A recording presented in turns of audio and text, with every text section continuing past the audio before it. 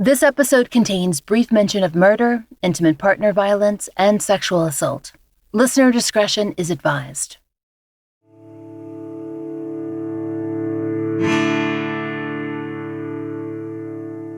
This is The Fall Line.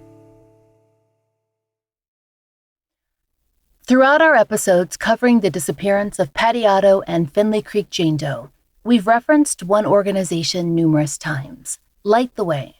Light the Way are victims advocates who primarily focus on the cases of the missing, but they will work for any person who needs their help. They work online and in person across the country to support victims and their families. The work is done by two people, Shana Richard and Tates Nunez, who began their work because they wanted to help spread the word about missing persons cases. But it's become much, much more. Now, Light the Way partners with a number of other organizations, like Season of Justice. They've attended the Purdue Cold Case Symposium, raised money, held rallies, arranged vigils, met with law enforcement and families across the country. The list goes on. We've sat down with Tates and Shana a few times over the last months to discuss their work, both generally and on the cases of Leona Kinsey, Patty Otto, and Finley Creek Jane Doe. We've also asked them to give us an overview of all the cases they're currently advocating for. We hope that this will spark your interest in sharing and raising the profile of missing or murdered people that you learn about today. There are flyers and information available on Light the Way's website for every case we're discussing, and we hope you'll take the time to check our social media and to follow Light the Way's accounts. They are always sharing information. Like us, they believe that tips are crucial. It just takes one person to break a cold case. When we spoke, I asked Tates to explain Light the Way's mission. Then Shana gave a little more detailed background on how they got started. Light the Way began in 2021 as a passion project by Shana and myself, who were looking to make a change in the missing persons community. And by 2022, it had evolved into a volunteer organization that's committed to engaging with empathy and compassion for the missing and their loved ones, providing resources and support for families, and fostering positive relationships between families of missing persons and law enforcement. At Light the Way, we dedicate our time to investigating and locating missing persons, assisting in recovering human trafficking victims, and advocating for missing individuals and cold case victims. So in 2021, when Tates and I had met at first, we first were sharing flyers in the missing persons community and looking for runaways. And we realized that we were pretty good at advocating for runaways and locating them. And we enjoyed working together within that missing persons community. And then our worlds kind of changed when we heard the foster parents of Oakley Carlson speaking. Oakley was a 5-year-old little girl who was missing from Oakville, Washington. And Oakley had quite a unique story. She had been a child in foster care. She had loving, wonderful foster parents, Jamie Jo Hiles and Eric Hiles, and she had been abruptly returned to her biological parents, Jordan Bowers and Andrew Carlson, by the Washington State Department of Children, Youth, and Family. And once she was returned to them, about a year and a half later, she had gone missing, and her biological parents were now the suspects in her disappearance, and they were refusing to help with the investigation. And once we heard about Oakley's story, Tates and I kind of changed what our view of advocacy and what our view of our place in the missing community was. And from that, Light the Way was born. And Oakley is truly at the heart of what we do. We spent the next year focusing completely on Oakley's case. And through that, we learned about investigation, about working with law enforcement, and we learned every single detail about what it meant to be an advocate who works hand in hand with families. And every day when we work with our other families, we think about what Oakley's case has taught us. And that is how Light the Way came to be. In terms of your backgrounds, Prior to getting involved in missing persons and working on runaway cases, had you been formally involved in that kind of work before?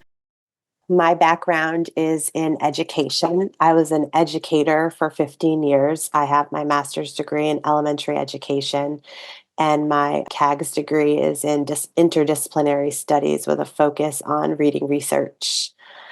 I do find that many of my skills that I used to advocate for my students do transfer when I'm advocating for victims and families, because advocacy really is about passion and caring about the people that you are representing.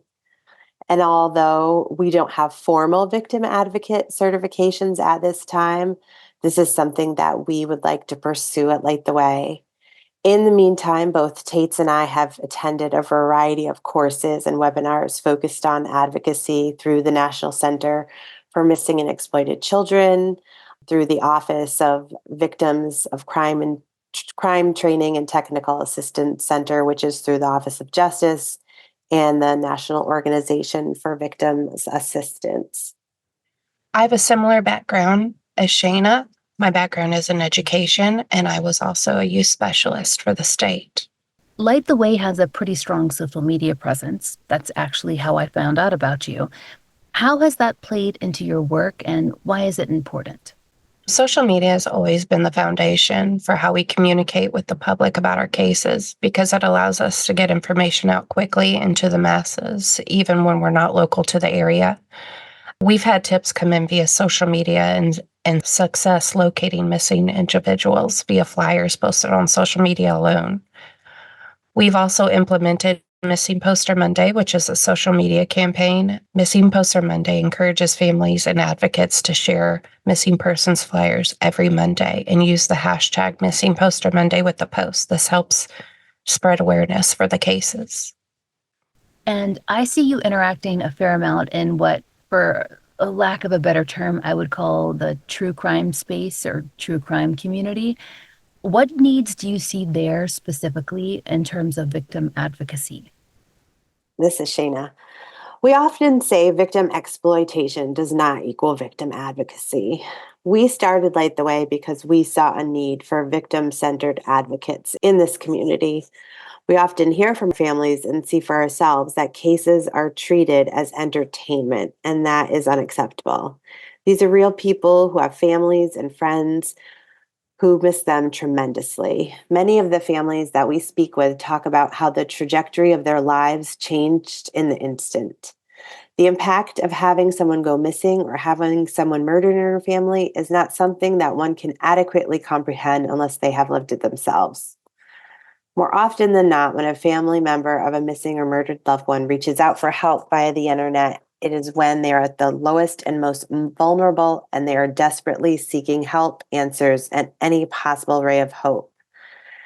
As members of this community and people who are interested in these cases, we see that there is a need to remind people that we should not be doing any harm.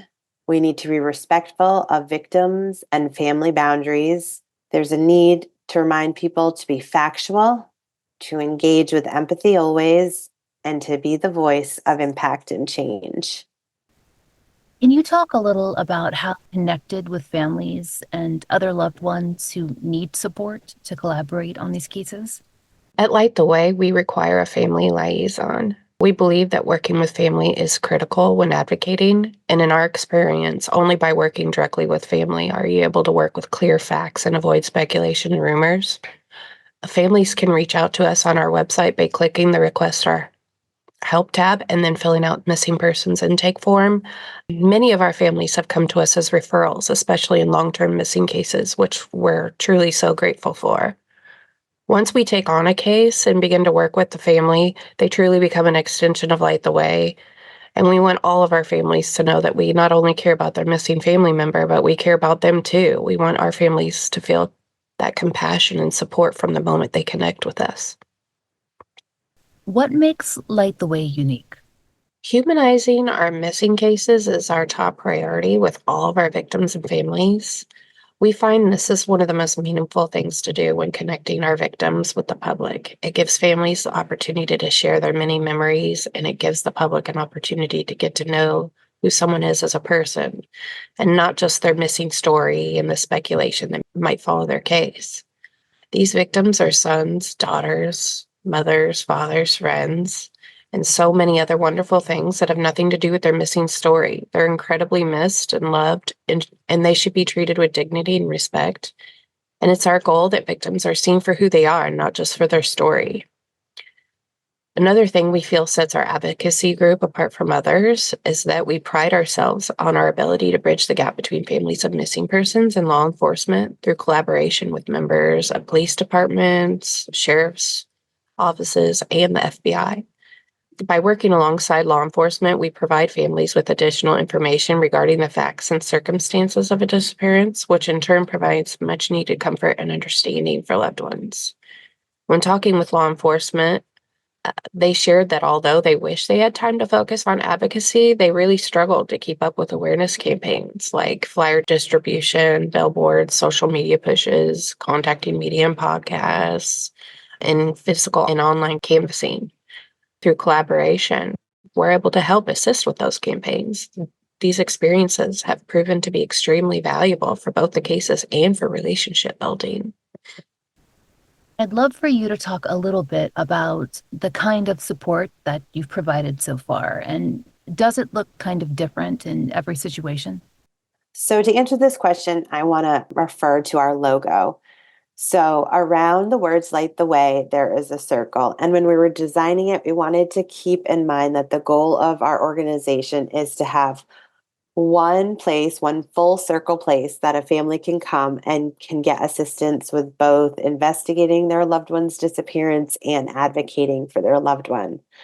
So at Light the Way, we provide that full circle experience. And depending on the case, the services are tailored to what is needed. So for what supports we provide, we create flyers, billboards, and websites for awareness. We have spearheaded fundraising events for reward funds. We connect families with media outlets. We've coordinated as community volunteer searches. We've planned in-person community gatherings. We commemorate holidays, birthdays, and anniversaries of victims. We initiate and maintain social media campaigns. We attend and speak at legislative meeting and hearings, present at meetings with families if asked. We report tips and information to law enforcement, and we utilize a wide range of special abilities in open source investigation techniques. I asked Shayna to explain open source investigation techniques. So an open source technique, maybe if you file a FOIA and you get records from a police department and you are able to go through, create a timeline. Sometimes we are able to use that timeline and share it with law enforcement to put together pieces of a missing person's day up to when they were missing. We've shared information with law enforcement that can be helpful. You also can find other bits of information online that, is available to the public. What we do often is when we create these timelines is we share them with law enforcement when we make them. And that's one way that we assist law enforcement, especially with these cases, and when we create these relationships with them to show that, we're here to help with these cases and we're a source that they can use. I think you've given us a really impressive list of things that victim advocates can do for families. And I am really in awe of a lot of the work that you've done in such a short time. But I bet there are some things that victim advocates don't or shouldn't do. Can you tell us about a few of those? What are some things that a victim advocate doesn't do or can't do in that role for a family? A victim advocate should never impede an investigation, which is surprisingly easy to do. A victim advocate should never decide what information is relevant to a case. Everything that's decided should be decided by the family member. And most importantly, never share confidential information. That kind of leads into discussions we've had on the show before. We're lucky enough to know several really wonderful victims advocates who do talk about some of the pitfalls that happen with folks who, while having good intentions, may try and involve themselves in cases without having experience or training or maybe even just structures in place to properly support people who are impacted by crime. So you mentioned a couple of pitfalls there. Are there other pitfalls you can think of? How can they be avoided? And are there some alternative ways that people who want to help but maybe don't have the training or experience to be advocates, what can they do to support families in cases? This is Shayna. And I think other than, the major things that Tate talks about, I think what people need to remember is that these secondary victims, the families, are very fragile. And we have to think about their emotions and really what they're going through. And if you are not trained to be a therapist, and I think that's kind of one of those areas that people need to be really careful with. A lot of certified people who are certified victim advocates might have some special training in their role as in how to deal with the mental health of families who are going through that trauma. So as people, in our role, we're not certified victim advocates, so we would never take on a role as a therapist. So we understand that that is our boundary. And so if we had a family member who was dealing with something that was really difficult for us, we know that boundary, and what we would do is we would make sure to get that person the professional that they need. And that's really something that's important to us. We know our role, we know our lane, we stay in it, and we always want to take care of our families first. And we think about that with anything that they need. And if they need something special, we want to make sure that they get it. So when it comes to mental health, that's something that we want to be particular sensitive to. But I think when you have people who want to help that don't have any sort of structure, Tates and I have spent the last almost 2 years making sure that we have good structure and we have good contacts and connections so that the families that we work with are well taken care of. But if it's just someone who doesn't have that set up, it's kind of hard to take on these cases because these cases take a lot of energy and a lot of work. Some alternatives are sharing flyers. I know that sometimes people feel like that's not doing a lot, but sharing flyers has such a huge impact. Gosh, I want to say last spring we had a case. It was a man who had gone missing from the West Coast and he had driven out to the East Coast. And a flyer share is how we found him. And I feel like as you start to share flyers, then you start to pick up knowledge about how these cases work. You might start to find other people who you can connect with, and you start to learn a thing or two about these cases. And I feel like that's kind of how we got involved. Absolutely. It's not just on social media either. I know our friends Melissa and Whitney from Navigating Advocacy podcast, they regularly do old-fashioned mailing of flyers to make sure you hit those people who maybe don't have access to social media to get those flyers in, especially on the older, colder cases. So there really are so many ways to get information out there. I often encourage people to call local media and ask them to cover a case, especially around anniversaries of a case.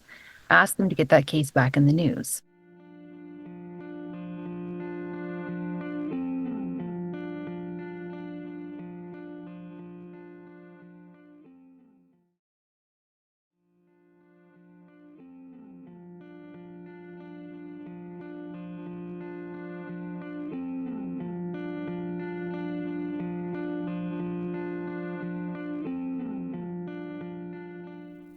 You've heard Tate's and Shayna's work on Patty's case and Finley Creek Jane Doe's case mentioned throughout our season, so I asked them to explain how they got involved in the first place.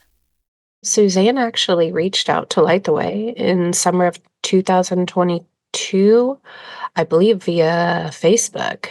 She was a member of Oakley Carlson's Facebook group, and she saw the work that we were doing for Oakley and reached out to us and asked us to get involved with her mom's case. What has your support role been so far? We're advocates for both Patty Otto and Finley Creek Jane Doe. When we look at someone who is missing, or someone who is identified, every person deserves to be found. Every person deserves to be identified. When we think of Finley Creek Jane Doe, we want her to know who she is and who she belongs to. She deserves, and I know I hate to say the cliched term, she needs her name back. That's not what I want to say. Tate's often writes when we post on our Tip Tuesday, someone is missing her. She needs someone advocating her just as much as Patty does, as Oakley does, as Leona does. To us, everybody deserves to have that advocate in their corner. It doesn't matter who you are.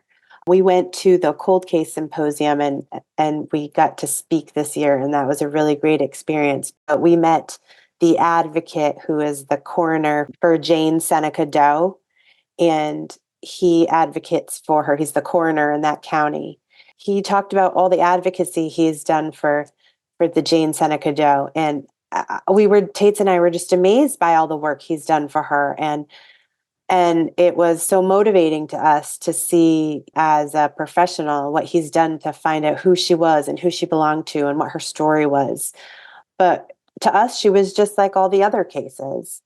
So yeah, we do think every doe deserves to have their face on a flyer and to have someone posting about their flyer and somebody researching their case, and to have someone like you doing a podcast about their story, because they belong to someone too.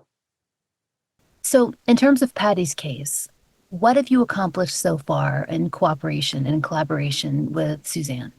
We have done new flyers for Patty, the Finley Creek Jane Doe, and we also have done a flyer for Ralph Otto to see if anybody could locate him in the area where the Finley Creek Jane Doe's body was found.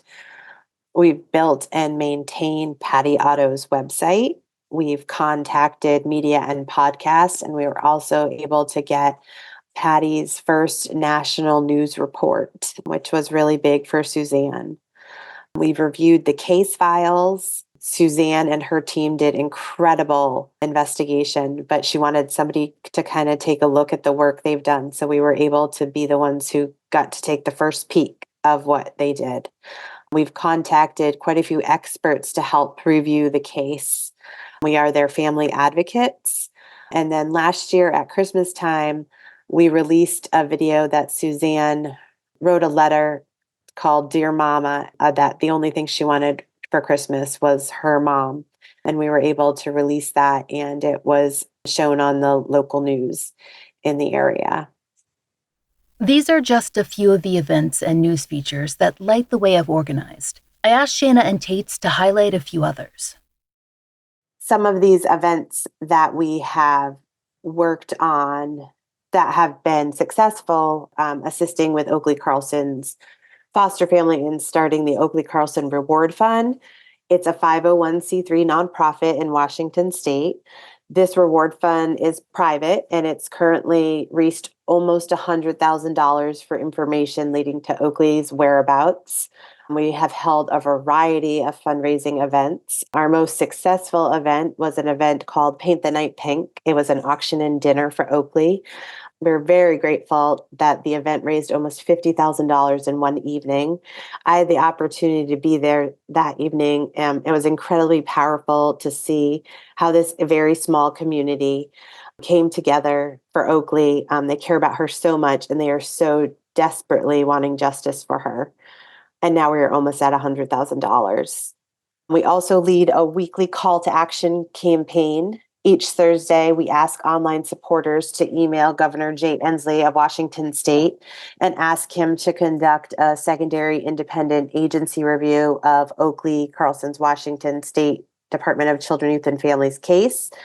His agency did an internal review of her case, but they refused to share the review publicly, and we feel this lacks impartiality and transparency, as we feel that there is a lot of wrongdoing within her case. And also, being a voice of impact and change is a meaningful part of advocacy, and oftentimes it is necessary when policies change and new laws are created. And in March, we had the opportunity to become that voice for change for foster care in Washington State. We testified in front of the Washington State legislature at the Oakley-Carlson Act hearing. The bill aimed to provide additional oversight to child welfare cases. Unfortunately, the bill died in committee, but we are determined that a new amended bill will be brought forth next session that protects these vulnerable foster care children and keeps their best interest at the forefront. Oakley-Carlson, Leona Kinsey, Patty Otto, and Finley Creek Jane Doe are not the only ones who Light the Way are advocating for. We asked Shana and Tates to tell us more about the other missing and murdered people that they hope to bring to public attention. Can you talk to us about Ava Baldwin? Ava Grace Baldwin's story came to us through a family member looking for help raising awareness for sweet Ava. We got started right away with flyers and a webpage, and since then, we've worked hard both online and behind the scenes to help advocate for her.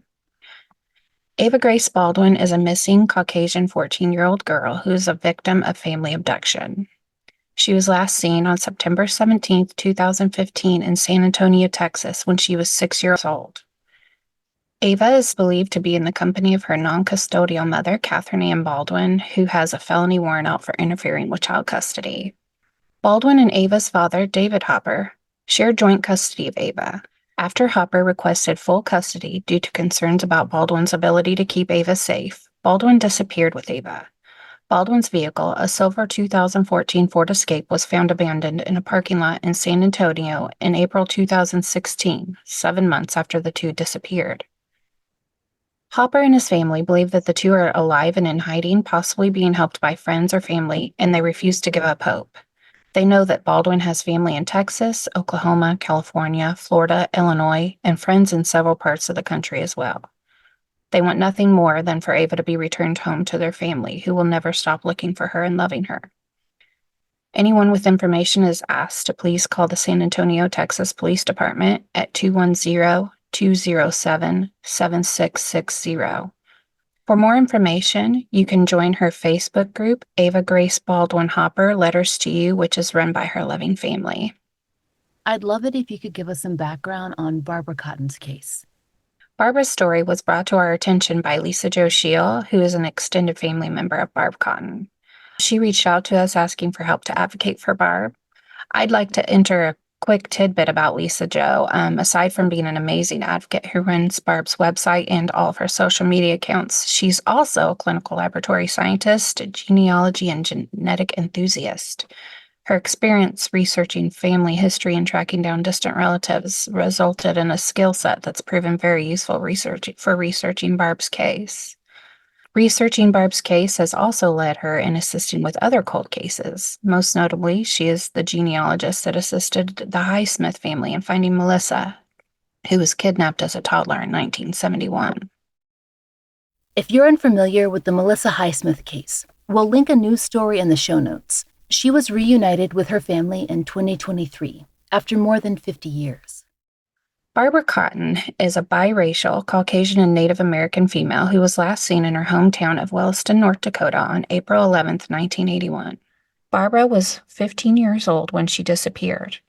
At the time, Barbara had shoulder-length dark brown hair, hazel brown eyes, was 5'2" and weighed 100 pounds.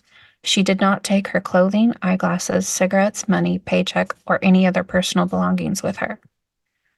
Barbara has a curvature of the spine which may cause a slight limp when she walks. She has pierced ears, and her left ear is noticeably lower than her right ear.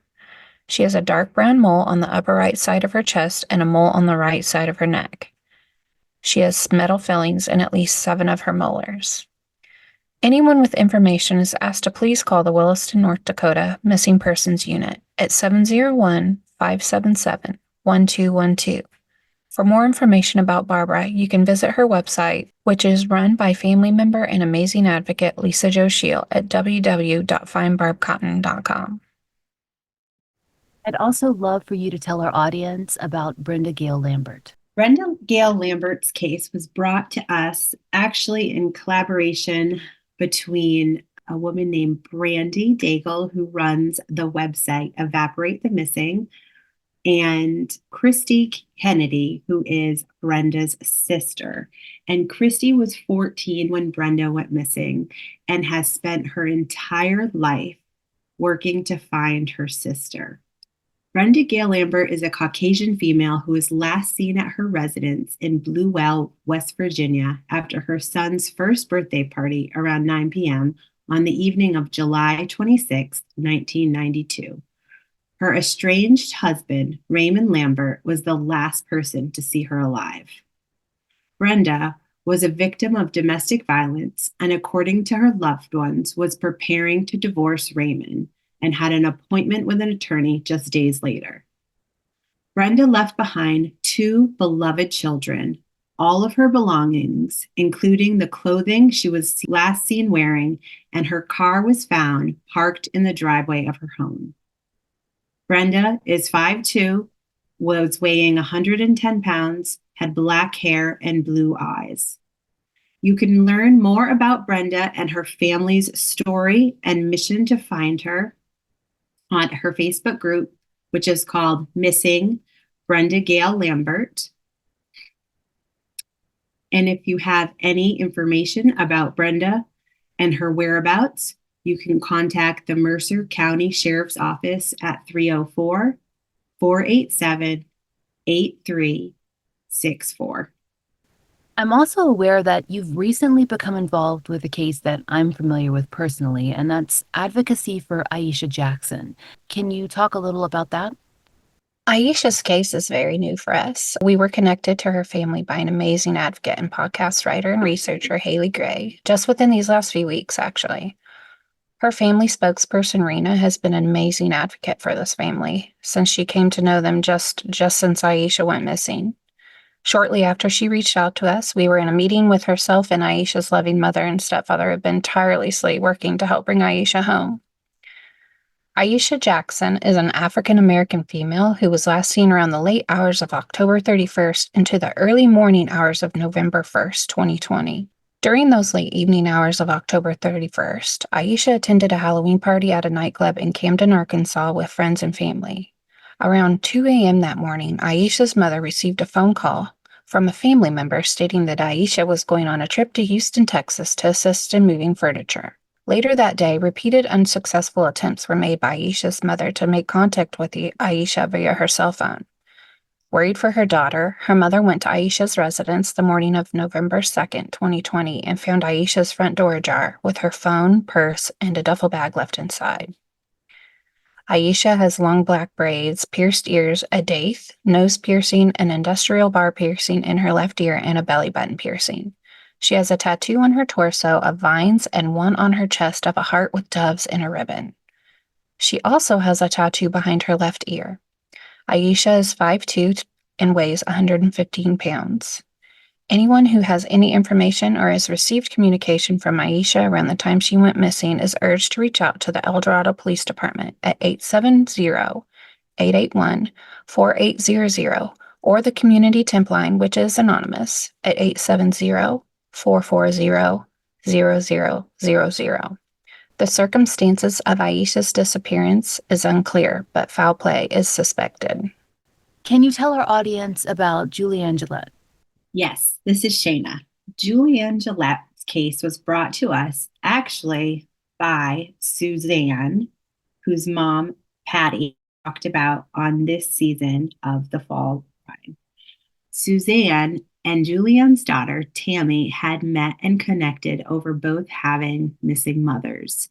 So last Mother's Day, we sat down with 3 women, Julianne's daughter, Tammy, Patty's daughter, Suzanne, and Lanine Rogers' daughter, Allison, to do a special conversation about what it was like to have missing mothers and growing up without a mother, and share that with the community. So working with Julianne's daughter, we learned a little bit about her case, and she asked us to work with her and bring some attention to her mom's story. On June 1st, 1985, Julianne Gillette disappeared from her residence in Bellevue, Washington, following an argument with her husband, Ian Gillette. He reported that Julianne said she was leaving. When he returned home later that day, Julianne was gone along with a suitcase and some of her belongings. A few weeks later, Julianne's purse was allegedly discovered on a hotel lobby bench in Reno, Nevada, but there was no record of Julianne having checked in or out of the establishment, and the hotel security cameras did not show her there. Julianne's daughter, Tammy, does not believe her mother left willingly. Julianne was 5'7", weighed 125 pounds, had brown hair and green eyes. She also went by the names Julianne McAdams and Julianne McQuaid. Anyone with information and is asked to call Bellevue, Washington Police Department at 425-452-6917. And we really could use your help by sharing Julianne's missing persons flyer. You can find her flyer along with all of the other flyers for the cases that we've talked about today on our website, lightthewaymissing.com. And you can go to the featured cases tab, and there you'll find a list of all of our cases and families that we work with. And we'll have all the posters up on our social media as well. Awesome.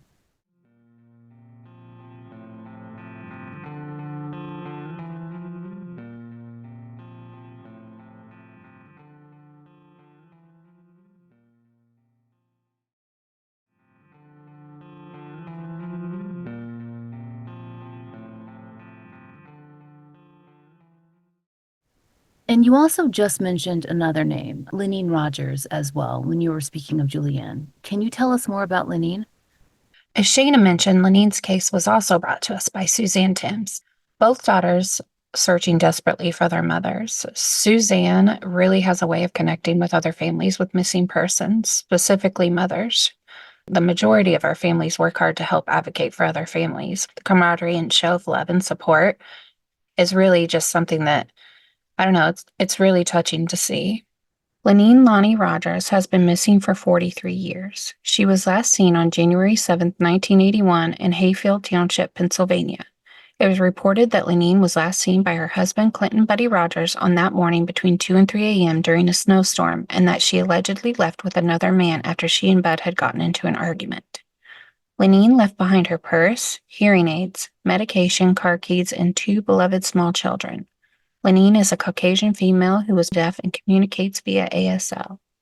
Lenine is described as 5'5", weighing 140 pounds, with sandy brown hair, gray eyes, a freckled complexion, and pierced ears. Please tell us about Logan Schindelman.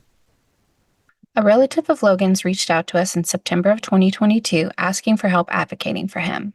We, of course, were happy to help any way we could. We began sharing links to his Facebook page, created a webpage, and a new flyer for him to distribute right away. Logan Drew Schindelman is a 27-year-old biracial male who disappeared on May 19, 2016 under suspicious circumstances in Thurston County, Washington. The next day, on May 20th, 2016, Logan's 1996 black Chrysler Sebring convertible was discovered abandoned along the southbound lane of Interstate 5 in Rochester, Washington, approximately 20 miles south of Tumwater, with his wallet, driver's license, and cell phone still inside. Logan's whereabouts remain unknown. Logan is described as 5'11", weighing 150 pounds with dark brownish black hair, brown eyes, and has a small scar on his left forearm below his elbow. Anyone with information is asked to please call the Thurston County Sheriff's Office at 360-786-5500. For more information on Logan, you can visit his Facebook page, Logan Schindelman is Missing.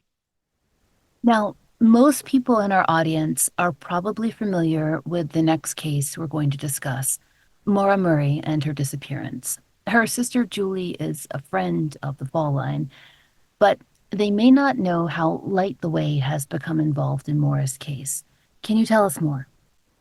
So, like most people, we had also been very familiar with Maura's case and the advocacy that her sister, Julie Murray, has done for Maura and the missing community. I had been at UMass Amherst the same time as Maura had been, but was a couple years older. And although I didn't know Maura, I followed her case very closely. So as both Tates and I formed Light the Way, Maura was in the background of my head thinking, how can we help this family? The opportunity came where we had a chance to chat with Julie over email, and we connected and were able to make a new flyer for the Murray family. And we started posting about Maura each week during our Missing Poster Monday. So we continued to chat with Julie and find different ways to kind of help with her advocacy for her sister. And over the last year and a half, we have grown closer and have become the family advocates for the Murray family, which has been such an honor knowing that Julie is an incredible advocate for Maura, and she is changing the tone of the community with her Engage with Empathy campaign. Maura Murray disappeared on the evening of February 9th, 2004, after her car crashed on Route 112 in Haverhill, New Hampshire. She was driving a black-colored Saturn four-door vehicle, but she was not present at the crash scene when law enforcement arrived. To this day, her whereabouts remain unknown. At the time of her disappearance, Maura was 21 years old, 5'7" tall, 120 to 125 pounds, had light brown hair, green-blue eyes, and dimples on both of her cheeks. Maura has a scar on her calf. Maura was a standout student athlete from Hampton, Massachusetts, who ran track and was a junior enrolled in the nursing program at the University of Massachusetts. Her incredibly loving and dedicated family continues to actively search for answers in an effort to find Maura. Anyone with information about Maura's whereabouts is asked to contact the New Hampshire State Police at 603-223-3648. Julie Murray has just released a new podcast telling the family story about their experience of Maura going missing. The podcast is called Media Pressure Season 1, The Untold Story of Maura Murray. And it will include information coming from the family and what it's been like for the last 20 years to search for their daughter, sister, and friend. Another case you've been working on that's local to us here in Georgia is the disappearance of Paula and Brandon Wade. Can you tell us about their case? Paula Wade's sister is an active member of the missing persons community, which is actually how we came across Paula and Brandon's story. We were helping to share the story of Paula and Brandon quite frequently and offered to help take that advocacy a step further by sharing their story on our website and social media. Paula Wade and her 3-year-old son Brandon went missing on October 13th, 2002, but were not reported missing until the following day. Paula, who was 25 years old at the time, was employed by Sam's Club in Valdosta, Georgia. Her co-workers became concerned about her whereabouts when she did not show up for her job, as Paula literally never missed work. Her supervisor at the store sent someone to Paula's residence twice that morning to find her.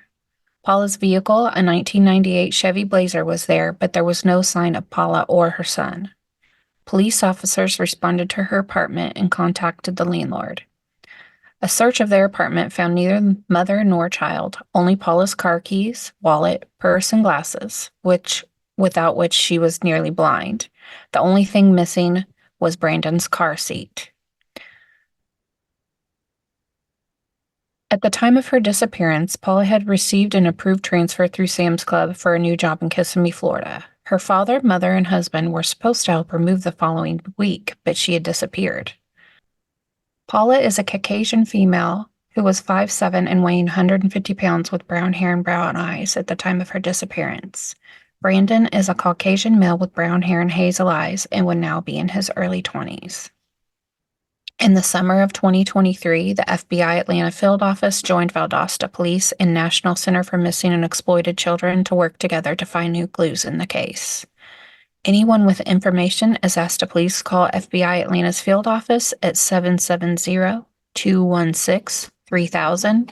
You may also contact your local FBI office, the nearest American embassy or consulate, or you can submit a tip online at tips.fbi.gov.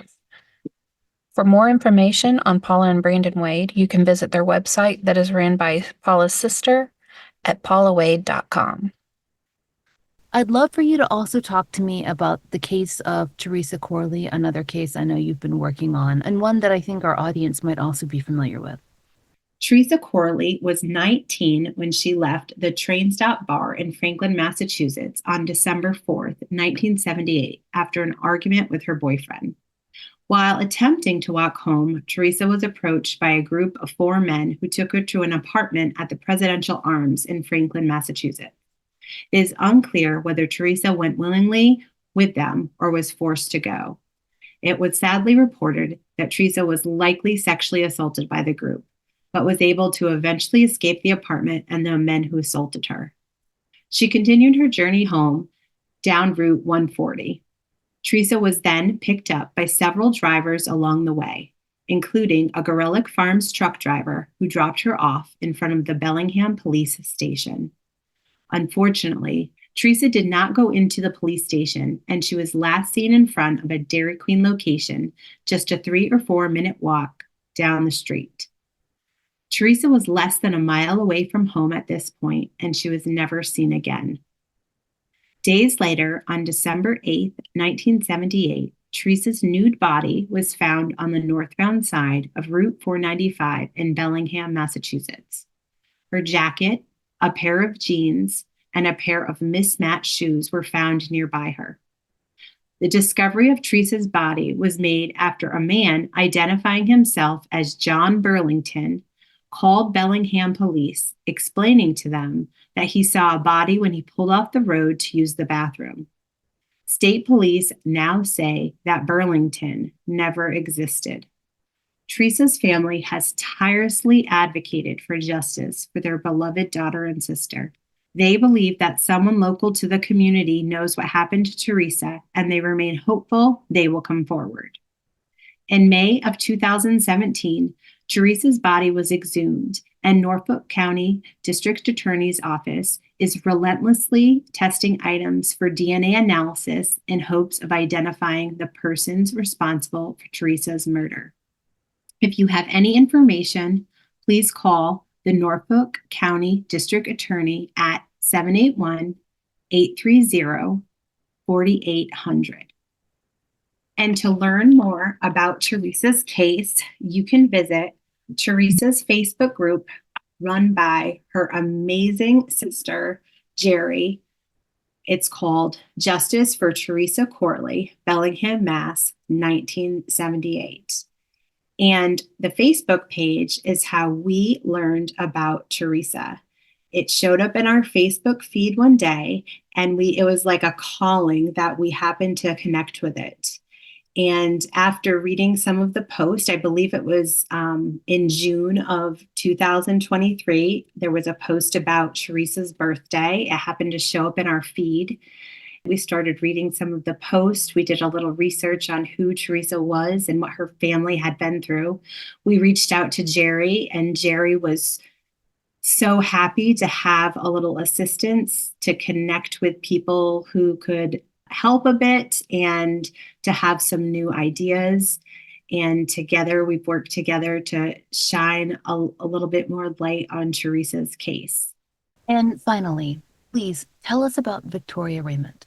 So Victoria Raymond, who's also known as Vicky, is kind of an interesting case for us. It's a case that's been around since 2022, the summer of 2022.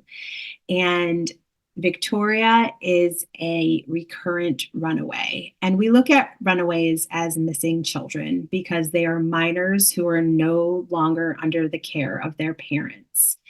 And Vicky's mother has been a relentless advocate for finding her daughter And really, we've learned about the laws in Washington state that don't protect these children who are under 18, who have substance abuse issues and mental health issues, and the suffering that parents of these children go through because there aren't any laws that give parents the ability to protect these children.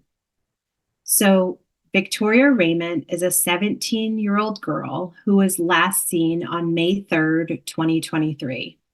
She is 5'9" tall, 120 to 130 pounds, and she recently cut her hair short and changes the color of her hair often. She may be wearing a wig and has blue eyes and a scar above her right eyebrow. She is likely in the company of a young male who goes by the name of Max, who's 5'6" tall and has blue eyes. The two frequent the bus system in Olympia, Washington, and are likely either in Olympia or the Tumwater area. If you see Vicky, we ask you to snap a photo, call 911 or your local police department. And the best way to help us with Vicky's case is to share her flyer and really to pay attention to the laws that are in your state or in other states about missing teens and how those laws play out for families. And do they give families the opportunity to help these children get ahead of these substance abuse and mental health issues that they may be having? If you'd like to learn more about Light the Way and the missing and murdered people they advocate for, please check out our show notes. You'll find a link to their website and their social media. You can support their work by sharing flyers they post on Missing Mondays and by following their accounts to keep up with vigils, petitions, fundraising, and many other initiatives for the cases that we've discussed today. Thank you for listening. We'll be back with a mid-season episode soon, and with our next full season in May.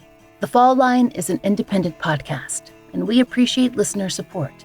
It allows us to do research, obtain FOIAs, pay our content advisors, and support and donate to the causes that we care about. If you try out the products we advertise, please use our sponsor codes. It really helps. And please take a moment to rate and review our show in your podcast app of choice. My book, Lay Them to Rest, which covers years of my life working on a Jane Doe case and the world of forensic scientists who resolve unidentified persons cases, is out everywhere now as hardcover, ebook, and audiobook, read by me. You can order it anywhere you get books and through your local library. Find out more through the link in our show notes. And if you'd like to support the show and the stories we cover, join us on Patreon or Apple Premium. 100% of our Patreon and Apple Premium earnings are supporting our Family Therapy Fund and actively paying for therapy for families who have appeared on the show. On Patreon, you can get early release, ad-free versions of our regular episodes for $5 a month. If you prefer Apple Premium, you can subscribe there as well. On Patreon, we also post occasional giveaways, updates, and blogs, which all patrons can enjoy starting at just $1. The Fall Line is written, hosted, and researched by Laura Norton, with additional research assistance by Brian Waters. Interviews by Brooke Hargrove. Produced, engineered, and scored by Maura Murray. Content advisement by Brandy C. Williams and Vic Kennedy. And as always, our most special thanks to Liz Lipka.